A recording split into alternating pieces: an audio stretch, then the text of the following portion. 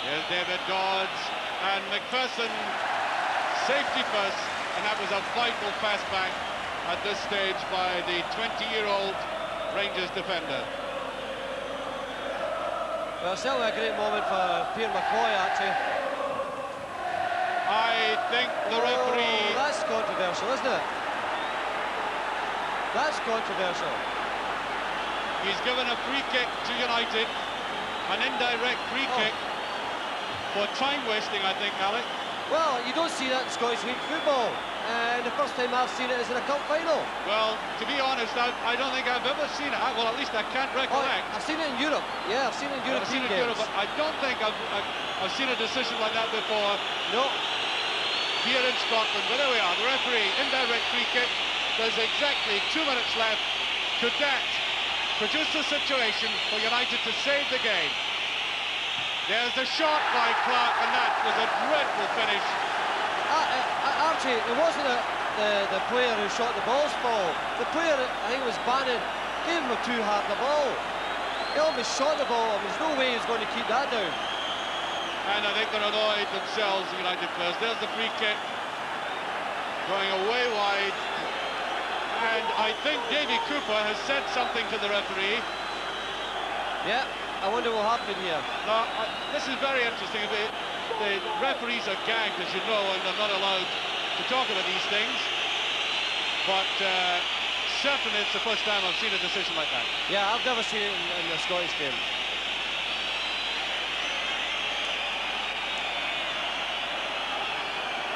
And he gets booked. Well, I think that if that had produced a goal, it would have been a talking point for a long, long time to come. Well, Cooper. My mind immediately flashed to when we played United in 1980 here, and he denied us a penalty, Brian McGinley, in the very last minute of the game. On it goes towards Mitchell. There's Neri with him, and we're into the last minute. Yeah, 30 seconds. I think there will be some injury time, obviously. Didi swept away, but the ball has gone over. And I think, in fact, a free kick has been given. We're now into injury time. A crescendo whistling coming from the Rangers' end, anticipating the final whistle as Eamon Bannon puts that in. That's not far away from Hegarty. Will it be a corner kick? It is indeed. The linesman has given a corner. McPherson is incensed about it, but here we are. What a finish. Another last gasp by United. We're in injury time. 1-0 for Rangers. Could this be the last chance? It's a tempting ball. Now Bannon. There's a beautiful ball and swept away there. McClelland right in the way. The referee looked very quickly across to his linesman. Another corner. Rangers hanging grimly onto that slim lead. Bannon, it's far too wide, and Patterson might even let that go for a goal kick. And what a dreadful anticlimax for United.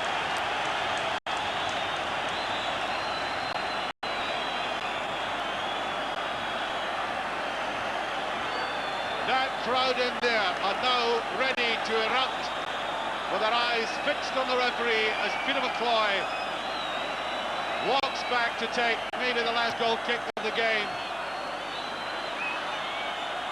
Mitchell doesn't know where the ball is. There's McClelland. McPherson charging forward.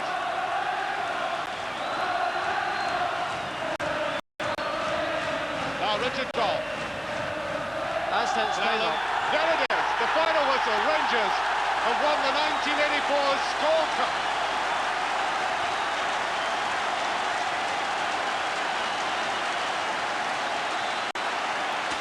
The scenes of joy unrestrained on the terraces. And Joe Wallace is not the kind of man you want to hug because he has a habit of breaking ribs. He's a big man, but he's into that there. The delight of the goal scorer, Ian Ferguson, number 9, right in the middle of the picture. The man who was substituted his goal in the last second of the first half takes the cup to Ibrox.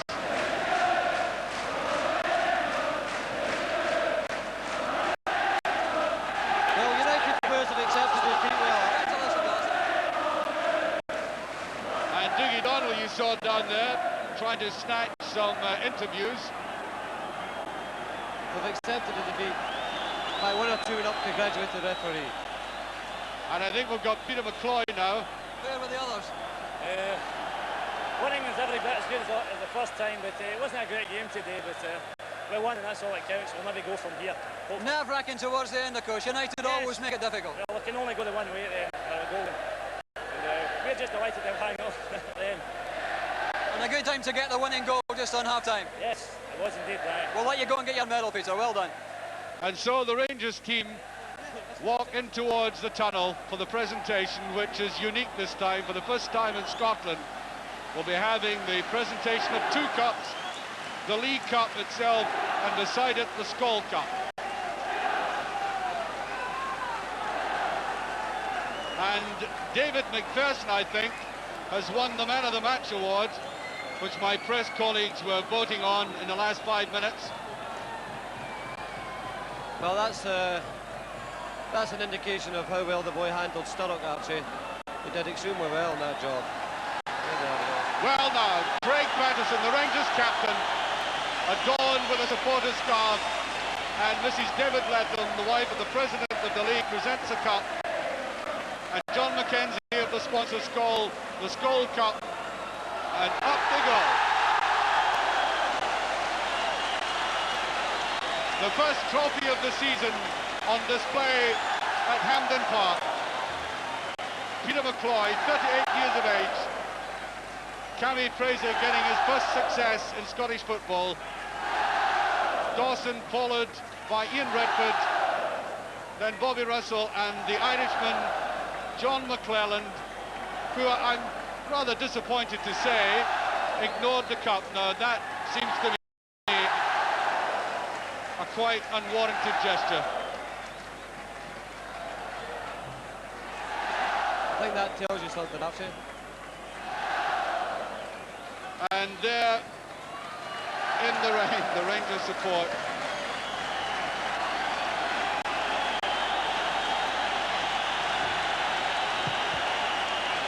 And out come the Rangers team. They are allowed a half lap of honour round the pitch, waiting for the captain to come down to go towards the support. And I think we're going to have an interview with the captain. There he is, with Dougie Donnelly, Craig Patterson. I think I just set a new record as the Rangers captain that's taken a trophy the soonest after becoming captain. Well, it's a big day for me, Dougie. You know, I've been very nervous all week being so close to just being made captain. And the Bears want trophies, and the Bears better get trophies. How important is the support? Because I think that's the one thing United really suffer from when they come to Hampden, isn't it? Obviously, United would have been in Dundee, and Dundee possibly been the major supported team. Although they have a very good side, they do struggle with support yet. We can never complain about that.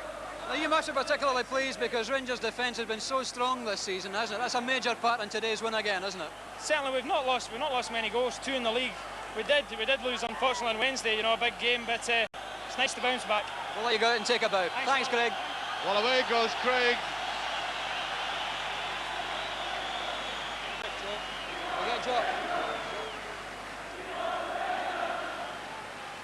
Well, the support is still waiting on for the Rangers team to go down, but I think they've now got to present that cup to the photographers. I don't think I've ever seen in a cup presentation a player actually ignore the celebrations in such a marked way. That is very disappointing.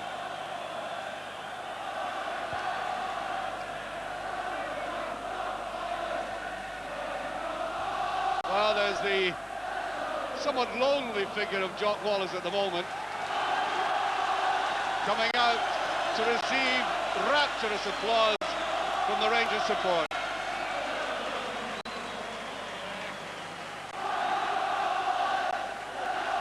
Little gesture to the supporters, and he's giving them some instructions. And there they go to greet the support.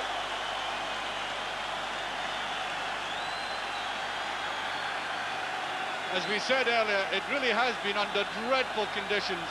We were fearful of the crowd not reaching 30,000, but in fact, almost 45,000. In this day and age, and in these conditions, that's fully satisfying. Okay, some people might argue a final should get 80,000. Well, it depends on the teams and the opposition, one to the other. And away down the field to the Rangers support, the Rangers players. Jock, you're an emotional man, I know. You get choked at moments like this, don't you?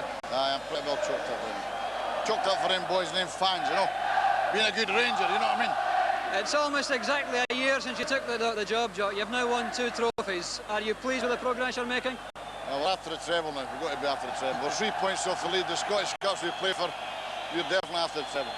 What kind of game was it from your point of view? Because with only 1 goal in it right to the very end. It was a very tense game, in the sense that we only scored the 1 goal. We only really looked like scoring 1 goal. I don't think Dundee had a right good scoring chance. The ones that was offside, but we played well. We had to do it to contain Dundee United because they're a good team. That's twice to beat them, and I hope to do the same the next twice. I know you don't like singling out players, Jock, but young Dave McPherson, you must talk about today. McPherson was absolutely magnificent, and I'm absolutely delighted for the boy. I told him it's a bit to get the player of the tournament, the player of the game, you know. And of course, Ian Ferguson, another of your signings, getting the goal. That wasn't a bad miss kick, was it? All right. Jock, congratulations. Well, the unmistakable figure of Jock Wallace walking off, and there is Peter McCloy. Peter McCloy, who has played in every cup final, every kind of cup competition for Rangers. UEFA, Cup Winners' Cup, European Cup, League Cup, Scottish Cup. That's a nice touch, Archie. I'm going over to the disabled people. That's very nice. And here is the goal that won the cup for Rangers. Fraser in midfield, players wheeling around him. That excellently timed ball, and watch the contribution of Davy Cooper, the control, the delicacy of the ball through. Difficult chance for Ferguson, people converging on him, and with the deadliest accuracy, winning the cup for Rangers. What a splendid shot that is of this part of Glasgow and Hampden Park.